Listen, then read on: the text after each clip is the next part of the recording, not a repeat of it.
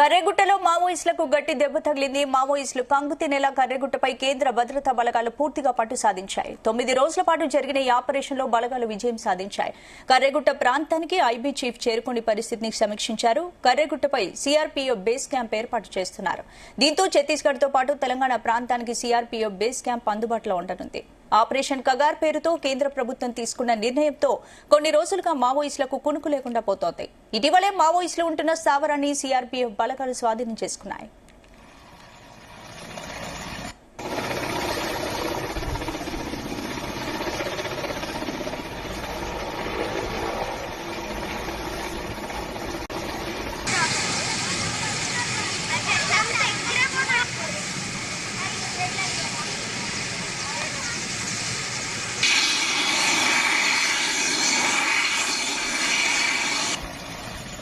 ఇదే అంశానికి సంబంధించి పూర్తి అప్డేట్స్ మా ప్రతినిధి శ్రీకాంత్ అందిస్తారు. శ్రీకాంత్, ఛత్తీస్గఢ్ తెలంగాణ సరిహద్దులో ఉన్నటువంటి కర్రెగుట్టపై కూడా భద్రతా దళాలు మాత్రం భారీ ఆపరేషన్ అయితే కొనసాగిస్తుంది. ఈ ఆపరేషన్ 9వ రోజుకైతే చేరుకుంది. ఈ నేపథ్యంలో ఇటు ఉన్నటువంటి భద్రతా బలగాలు మాత్రం పెద్ద సంఖ్యలో అయితే కర్రెగుట్టనైతే ఆక్రమించాయి. సుమారుగా ఇటు ఛత్తీస్గఢ్ ప్రాంతం, ఇటు తెలంగాణ ప్రాంతం ఉన్నటువంటి వాజేడ్, వెంకటాపూర్, చర్ల ప్రాంతానికి సంబంధించిన వారంతా కూడా మూడు వైపులా కూడా ఈ భద్రతా దళాలు అయితే చుట్టుముట్టని చెప్పవచ్చు. సుమారుగా 20,000 మంది పైగా కూడా పోలీసులు అయితే ఆక్రమించి దీనైతే అస్త దిగ్బంధనం చేస్తామని చెప్పొచ్చు. ఎందుకంటే ఇక్కడ ఉన్నటువంటి మావోయిస్టు పార్టీకి సంబంధించినటువంటి కీలక నేతలు మాత్రం కర్రెగుట్టనే ఆసరాగా చేసుకుని ఇక్కడికి వచ్చినట్లుగా నిఘా వర్గాల సమాచారం వచ్చిన నేపథ్యంలో దీనైతే చుట్టుముట్టారు.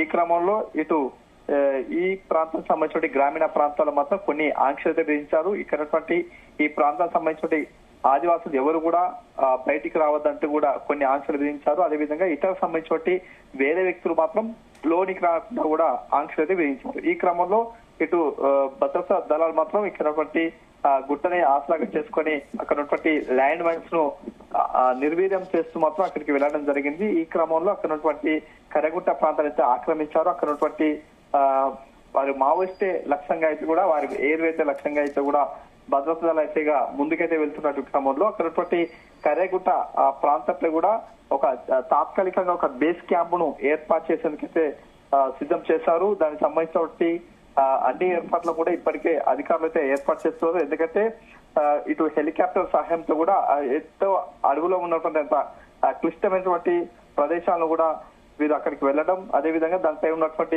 గుహలు, అదేవిధంగా కొన్ని బంకర్లను కూడా వీళ్ళు క్షుణ్ణంగా తనిఖీలు చేసి దాన్ని వారి ఆధీనంలోకి తెచ్చుకోవడం, అదేవిధంగా కర్రెగుట్ట ప్రాంతంపై కూడా ఒక బేస్ క్యాంప్ అయితే చేసేందుకైతే సిద్ధమయ్యారు. దానికి సంబంధించిన కొన్ని వీడియోస్ కూడా కొన్ని సోషల్ మీడియాలో బయటకు రావడం జరిగింది. అదేవిధంగా అక్కడ ఉంటే ఇంటెలిజెన్స్ బ్యూరో చీఫ్ స్వయంగా కర్రెగుట్ట ప్రాంతానికి అయితే చేరుకున్నట్లుగా తెలుస్తుంది. అక్కడ వివరాలు, అదేవిధంగా ఆపరేషన్ సంబంధించిన వివరాలు పూర్తిగా తెలుసుకోవడం జరిగింది. ఎందుకంటే మావోయిస్టులు సంబంధించినటువంటి ఎక్కువ కూడా కార్యకలాపాలు ఈ ప్రాంతంలో జరుగుతాయి కాబట్టి ఇక్కడ బేస్ క్యాంపు తెలంగాణతో పాటు ఛత్తీస్గఢ్ సంబంధించినటువంటి వారికి ఎంతో సౌకర్యంగా ఉంటుంది కాబట్టి ఈ క్యాంపు ఏర్పాటు చేయనట్టుగా తెలుస్తుంది. అదేవిధంగా భవిష్యత్తులో కూడా మావోయిస్టు ఉన్నటువంటి కదలికలపై కూడా గట్టి పట్టు సాధించేందుకు ఇది కీలకమైన అడుగుగా భావిస్తున్నట్టుగా తెలుస్తుంది. ఈ క్రమంలో 9 రోజుల పాటు జరుగుతున్న ఆపరేషన్ లో పాల్గొన్నట్టు కొంతమంది బృందానికి సంబంధించిన వారు మాత్రం కొన్ని డిహైడ్రేషన్ గురైనటువంటి వారందరూ కూడా తిరిగి బేస్ క్యాంప్ పంపించి మిగతా సంబంధించిన కొత్త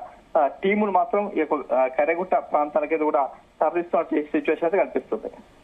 అంటే ఏంటి ప్రస్తుతం అక్కడ సిచ్యువేషన్ ఎలా ఉంది? కర్రెగుట్టలో ఇంకా ఆపరేషన్ కొనసాగుతుందా? ఎస్, ఇంకా ఆపరేషన్ అయితే కొనసాగుతుందని చెప్పొచ్చు. ఎందుకంటే ఇక్కడ ప్రాంతంలో మావోయిస్టు పార్టీకి సంబంధించిన కీలకమైన నేతలతో పాటు ఎక్కువ సంఖ్యలో కూడా మావోయిస్టులు ఉన్నారు కాబట్టి వారందరినీ కూడా వారిని పట్టుకోవడం, అది లేకుంటే ఎన్కౌంటర్ చేయడం, అంటే ఇదే లక్ష్యంతో కూడా భద్రతా దళాలు అయితే ముందుకు వెళ్తున్న క్రమంలో మావోయిస్టు పార్టీకి సంబంధించిన వారు మాత్రం ఎలాంటి దూకుడైతే ప్రదర్శిస్తలేదు. ఎందుకంటే వారు ఎత్తైనటువంటి గుట్టల ప్రాంతంలో ఉన్నారు కాబట్టి వీరు మాత్రం వారైతే బయటకు రాని సిచ్యువేషన్, అదేవిధంగా వారికి సంబంధించిన ఎవరిపై కూడా దాడి చేసేందుకైతే వాళ్ళు సాహసించడం లేదు. ఎందుకంటే వారు ముందస్తుగా అయితే కూడా ప్రభుత్వంతో కూడా శాంతి చర్చలు జరిపేందుకు వారు ఇప్పటికే 3 లేఖలను అయితే విడుదల చేశారు. అదేవిధంగా ఇది ఒక పొలిటికల్ పార్టీలకు కూడా ఇటీవల మాత్రం పొలిటికల్ పార్టీలు కూడా ఈ శాంతి చర్చలు జరపాలంటూ కూడా ఒక డిమాండ్ చేస్తున్నారు.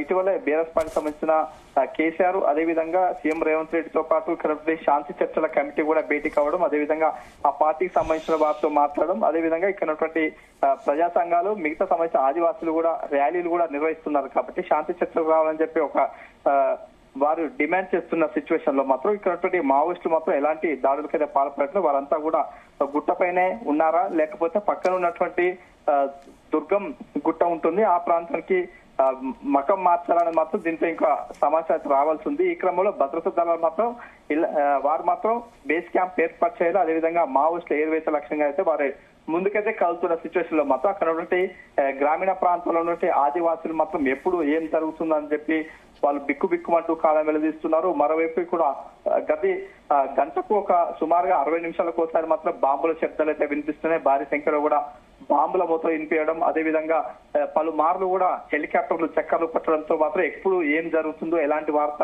వినాల్సి వస్తున్నట్టు కూడా గ్రామీణ ప్రాంతాలకు సంబంధించిన ఆదివాసులు మాత్రం కాలం వెళ్లదీస్తున్న సిచ్యువేషన్ కనిపిస్తుంది.